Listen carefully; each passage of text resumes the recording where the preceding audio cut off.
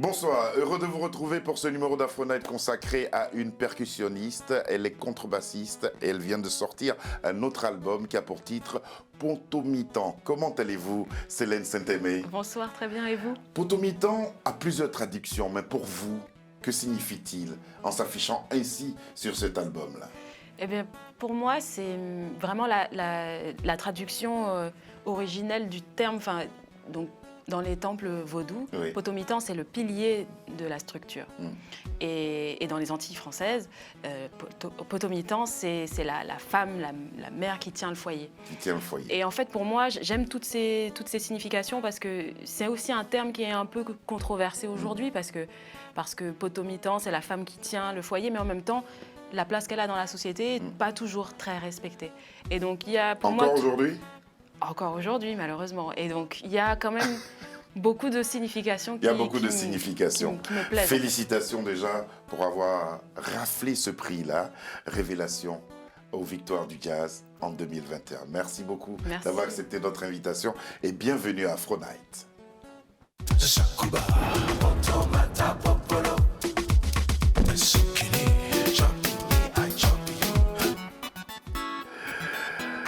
J'en parlais tout de suite, je disais justement félicitations pour ce prix que vous avez remporté aux Victoires du Jazz. On regarde.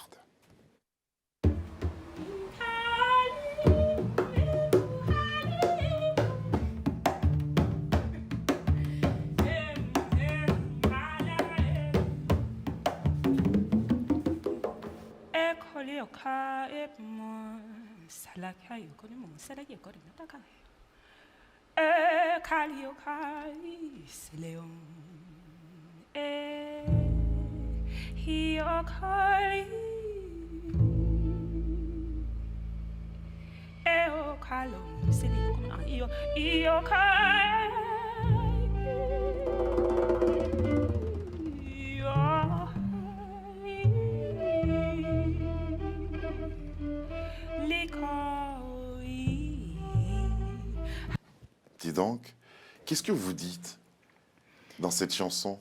Ben, j'improvise en fait, c'est vraiment la langue du cœur pour moi. Et dans la suite de ce morceau, il y a de la poésie parce que je suis poète aussi, ouais. J'aime beaucoup écrire. Et donc voilà, je navigue un peu dans plusieurs univers. Comment vous et votre album Mar Undarum avait été retenu justement pour les Victoires du Jazz? Ben, je sais pas vraiment. Enfin, j'ai reçu un appel. On m'a dit, bah, t'es sélectionné. Ah, vous n'avez pas compétit, vous n'avez pas vous n'avez pas été soumis à une compétition, rien? Non, rien du tout. En fait, je pense que le label a dû proposer le disque, mais j'étais même pas au courant en fait. Et du coup, c'était une agréable surprise. Et comment vous avez appris votre victoire? Ben, en fait, ils ont tourné un documentaire. Et lors de chaque nominé devait jouer. Et puis à la fin du morceau, Sonny Troupé, qui est batteur dans mon groupe, que nous connaissons, que vous connaissez très bien, est arrivé avec la victoire. Et du coup, j'étais surprise. Félicitations. Voilà. Ça donne envie de poursuivre. Oui, carrément, ouais. Qu'est-ce que le prix de la Villa Albertine? Qu'est-ce que c'est? Alors, la Villa Albertine, c'est un programme de résidence qui a été créé... À la Nouvelle-Orléans. Oui, en fait, c'est un programme de résidence de Français aux États-Unis. Enfin, de Français, mais pas que. Ouais. Aux États-Unis. Et en fait, ils ont plusieurs antennes. Et donc, ça a été mené à bien par le ministère de la Culture et le ministère des Affaires étrangères. Et ils ont envoyé des artistes dans plusieurs lieux aux États-Unis. Donc, notamment la Nouvelle-Orléans. Mais il y avait aussi New York, Los Angeles... et plein d'autres. Vous connaissez bien d'ailleurs. Voilà, et du coup, j'ai atterri à la Nouvelle-Orléans en avril de cette année, 2022. Dans cette villa-là? Non, pas cette villa, non.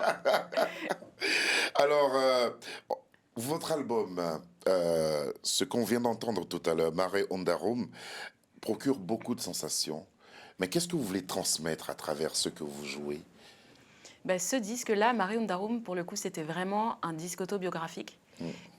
Parce qu'en fait, je parle de la Lune et mon prénom, Célène, dans la mythologie grecque, c'est la déesse de la pleine Lune. Et du coup, depuis toute petite, je me suis toujours intéressée à la Lune. Et en fait, ce disque-là parle de ça. Ça parle de mes échecs, de mon travail, de la recherche, de plein de choses. Et des textes aussi. que j'ai écrit. C'est une démarche artistique très singulière. Hein. Oui, tout à fait. Ouais, tout à fait, parce qu'il y a des textes que j'ai écrits lors d'une éclipse et ils sont le centre même du disque, en fait. Donc, il y a plein de choses, il y a plein d'univers que... Mais, comment vous définissez votre identité musicale, alors? Bah, disons que c'est un agrégat sonore de plein de choses, plein d'influences, un peu tout ce qui me plaît, quoi. Tout ce qui vous plaît, est-ce que le public comprend ce que vous faites?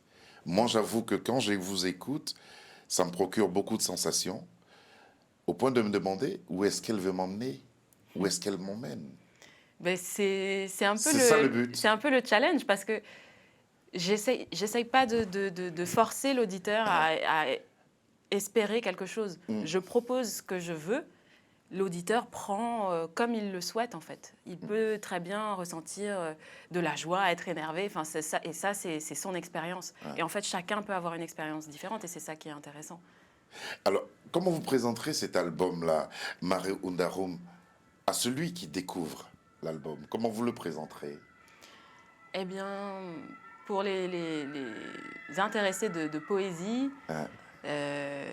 de rythme, il y a du tambour. Il y a du tambour, il y a des violoncelles, un violoncelle, un violon, des soufflants, saxophone, trompette. Enfin, c'est vraiment aussi deux mondes qui se rencontrent. J'aime beaucoup la culture classique, mais aussi le jazz, la tradition des États-Unis, afro-américaine. Et donc pour moi, c'est un peu toutes ces influences qui se rencontrent, mais en gardant aussi le socle. Et sur scène, quand on jouait, on ne joue plus trop dans cette formation, mais à l'époque on était 6, et Sony est au milieu, en fait. Et le tambour est vraiment important, en fait, dans cette formation. C'était le potomitan à ce moment-là. Exactement. Pourquoi le choix de la contrebasse? Ben, c'est un instrument qui m'a tout de suite plu dès que je l'ai vu, en fait. J'ai vu un concert d'Avishai Cohen il y a un moment maintenant, au festival Django Reinhardt, où j'étais bénévole à l'époque. Et je me suis dit, waouh, c'est incroyable ce qu'il fait. Il chante, il joue de la contrebasse, c'est un performeur incroyable. Et je me suis dit, c'est ça que je veux faire. C'est ça que je veux faire. Voilà. Et vous l'avez fait. On va vous retrouver sur une scène, en compagnie d'autres artistes. On regarde et on en parle après.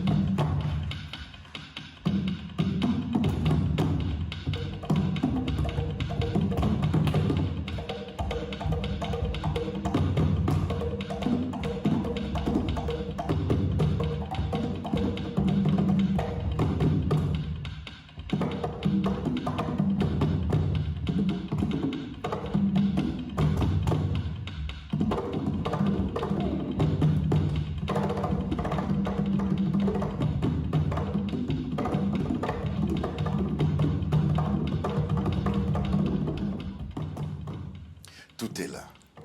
C'est votre univers. Vos différentes passions sont là.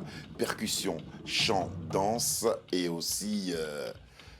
que sais-je encore? Ça fait beaucoup de choses. Ça fait beaucoup de choses. C'est vrai que je m'en rends compte.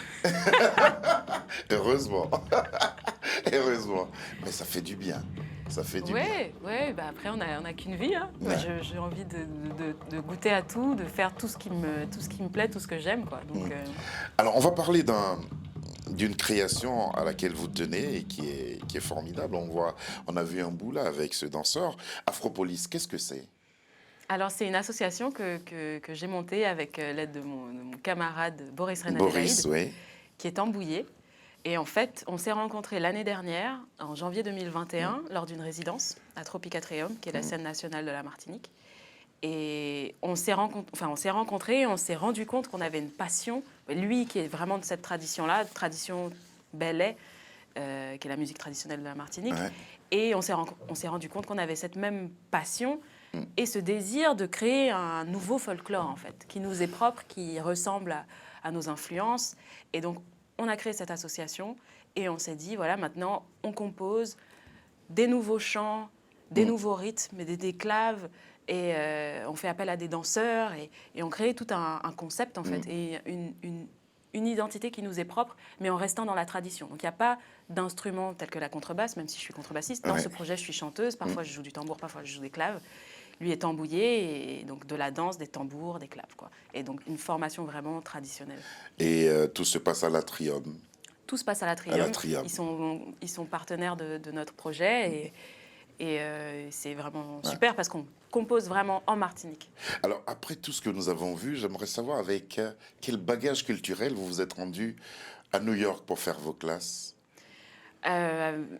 En fait, je suis arrivée à New York presque en étant débutante. Débutante. Ouais. J'avais étudié quelques années à Paris, mais pas suffisamment pour arriver à New York et jouer et prétendre être sur la scène. Donc, je suis arrivée et j'étais entourée de musiciens incroyables qui m'ont un peu pris sous leur aile et m'ont emmenée un peu partout, m'ont amenée à des concerts, m'ont dit « assieds-toi, regarde ». Et puis un jour, ce sera justement, pour parler de ces musiciens-là, il y a Steve Coleman avec lequel vous avez joué, le bassiste Léonie Plaxico avec lequel vous avez collaboré aussi, le contrebassiste Ron Carter et d'autres icônes du jazz.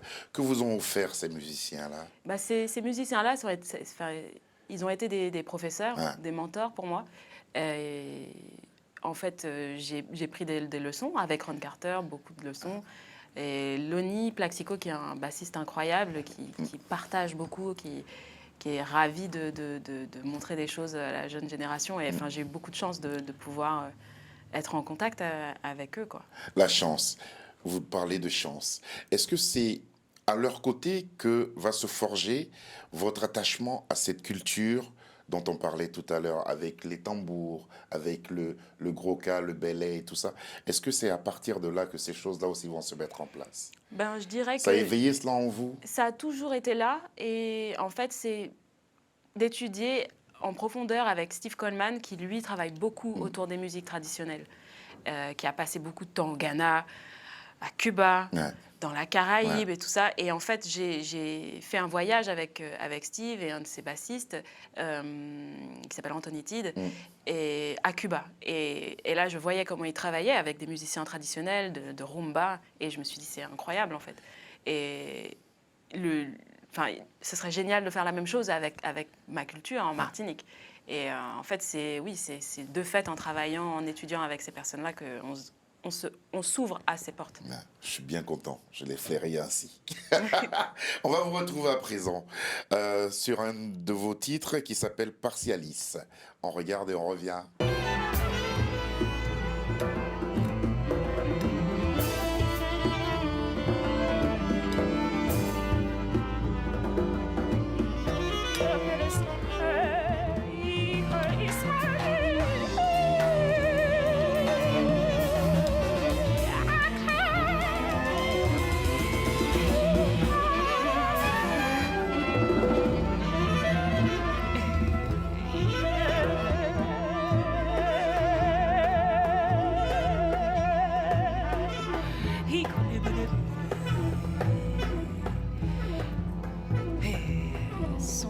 inscription inachevée et sa plus belle contribution. Et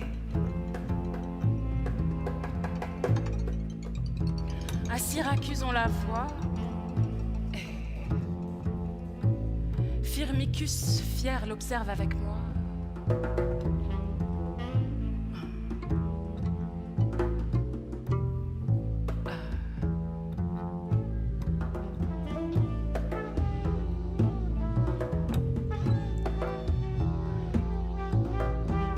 Jamais l'élan ne fait marche arrière, si l'ocre brun a déjà chassé l'or. Jamais l'élan ne fait marche arrière, si l'ocre brun a déjà chassé l'or.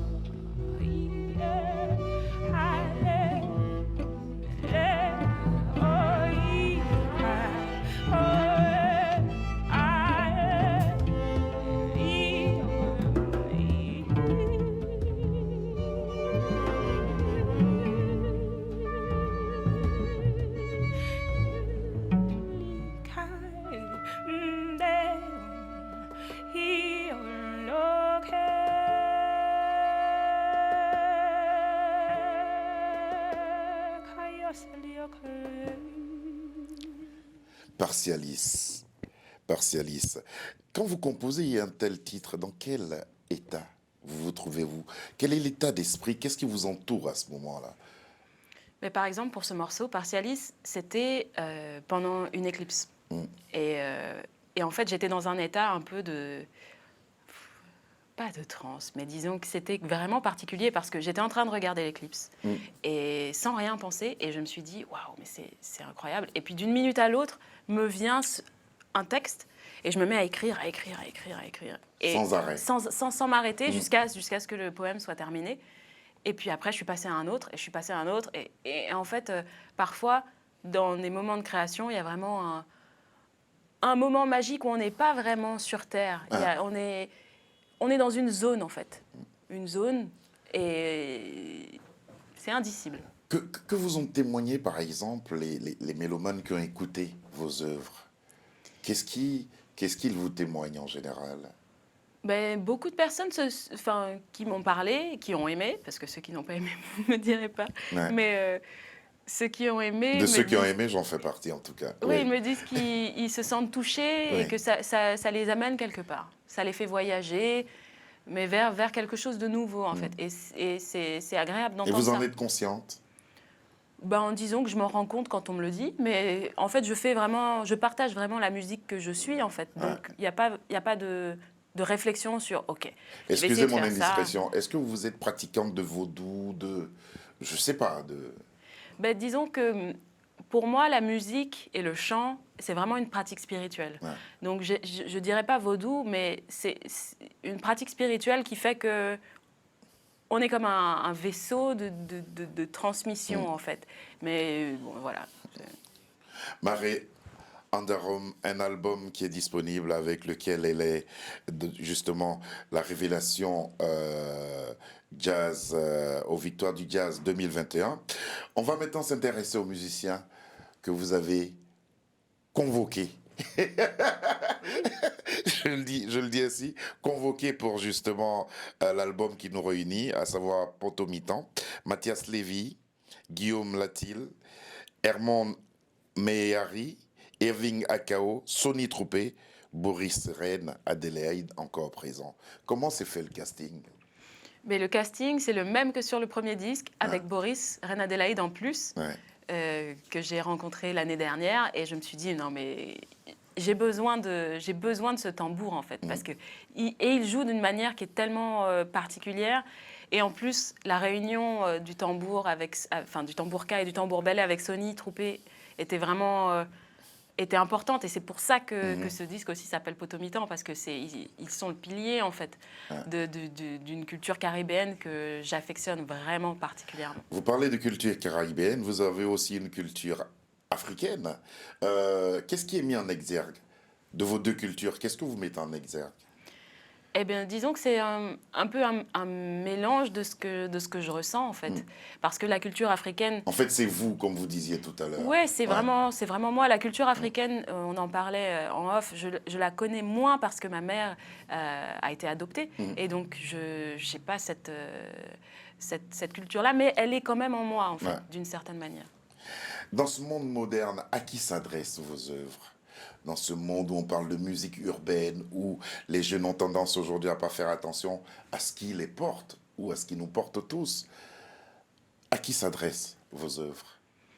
Vraiment, à qui veut bien l'entendre, en fait. À qui prend le temps d'essayer de prendre un moment et de l'écouter, tout simplement. Vous avez déjà présenté Pontomitan. Quels sont les retours que vous avez eus?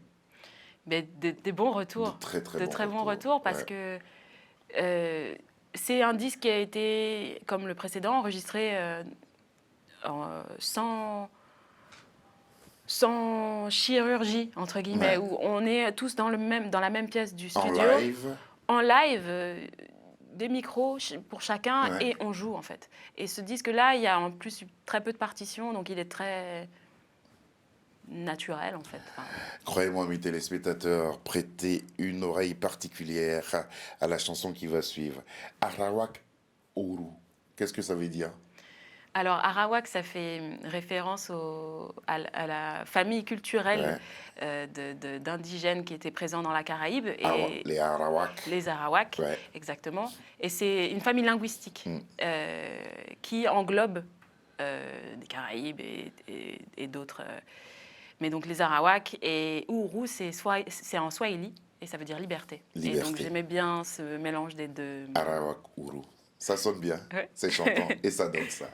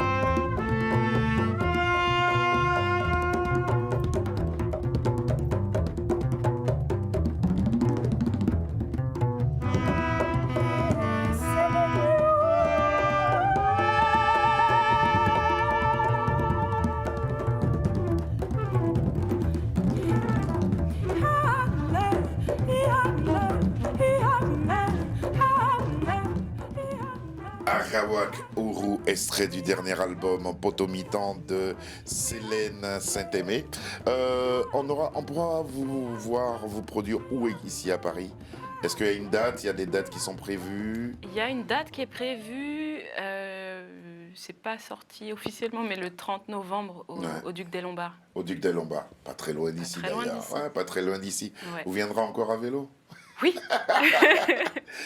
Dites-moi, de façon plus sérieuse, quel serait le moment idéal pour écouter ce magnifique album?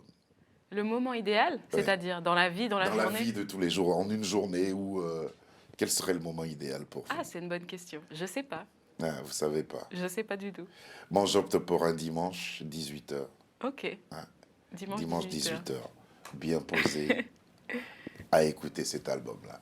Merci beaucoup d'être venu nous présenter cet album Potomitan. Peut-être qu'il sera bientôt primé aussi, qui sait? Ouais, je sais pas, peut-être. Vous savez pas. Duc des Lombards, sûrement le 30 novembre. On aura l'occasion de l'annoncer aux téléspectateurs. Merci Célène. Merci d'être venue jusqu'à nous. Beaucoup. Vous avez passé un agréable moment? Oui, carrément. Merci de nous avoir permis de comprendre ce que vous faites de si beau et de bien. Cette émission a été réalisée par Sabir Gaïb. À ses côtés, il y avait Lucie John, Davina et Marie nous ont aidés à sa préparation. Amis téléspectateurs, Célène, pour votre plaisir. Bonsoir et à demain.